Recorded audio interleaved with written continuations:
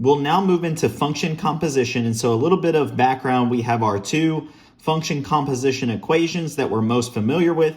And what we're basically doing is plugging in the second function listed into the first function. So if we have the composition of f of x and g of x, we're going to plug in this g of x function into our f of x function. And if we have the composition of g of x and f of x, we're going to plug in our f of x function into g of x. And so another note is that the order of this does matter. So this is not simply a multiplication of f of x and g of x.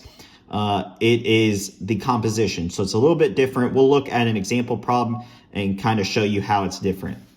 So the givens for our example problem, we are given f of x is equal to 2 plus 3x minus x squared, and g of x is equal to 2x minus 1. And we want to evaluate the composition of f of x and g of x.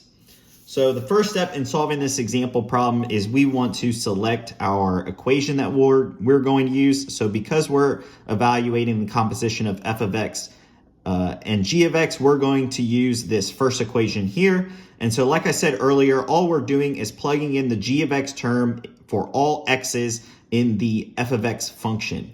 And so you can see we've written out our f of x term. So we have 2 plus 3x minus x squared. And so we're going to plug in our g of x term into the x's that are contained within the f of x function.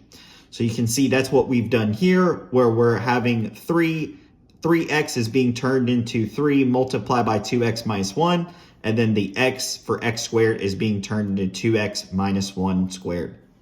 So the next step is some simplification. The first simplification is multiplying this 3 into the 2x minus 1 term. So we're given 6x minus 3. And then the next simplification is factoring out the 2x minus 1 squared. So we have 2x minus 1 multiplied by 2x minus 1. And this is going to simplify to 4x squared minus 2x plus 1. And so I put this in brackets because this minus sign is going to come in handy. This is going to have to be multiplied into all of the terms. So this could cause a little bit of trickery.